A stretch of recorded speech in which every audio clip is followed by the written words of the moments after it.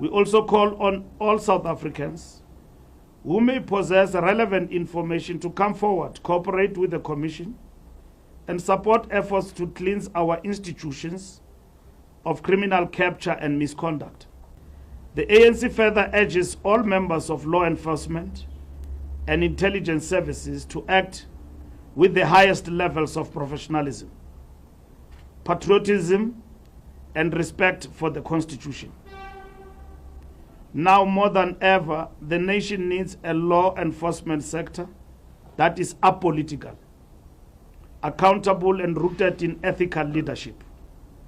We also call on all South Africans who may possess relevant information to come forward, cooperate with the Commission, and support efforts to cleanse our institutions of criminal capture and misconduct. This is not a moment for complacency, nor is it a time for political theater. It is time for principled leadership, for renewal in action, and for a reaffirmation of the values that underpin the liberation movement's commitment to building a capable, developmental, and ethical state. President Cyril Ramaphosa has, even under intense political pressure, stayed the course of constitutionalism. He has not resorted to populist shortcuts or destructive patches. Instead, he has chosen the harder but ultimately more sustainable path of rebuilding public institutions, brick by brick, law by law, reform by reform. His approach is not driven by the need for applause, but by the imperative of transformation and accountability within the bounds of legality. The African National Congress stands resolute in defense of constitutional governance.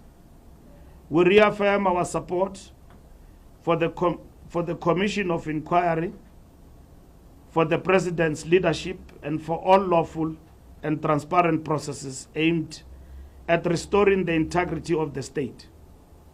In the end, the strength of our democracy will be judged not by the absence of crisis, but by how we respond to it. In a society faced with criminality, a demand for instant justice is understandable, but it must not come at the expense of legal credibility. South Africa's constitution demands that even the fight against corruption be conducted within the bounds of legality, transparency, and fairness. The work of commissions of inquiry show a maturing democracy, one that prioritizes substance over spectacle and long-term reform over short-term applause.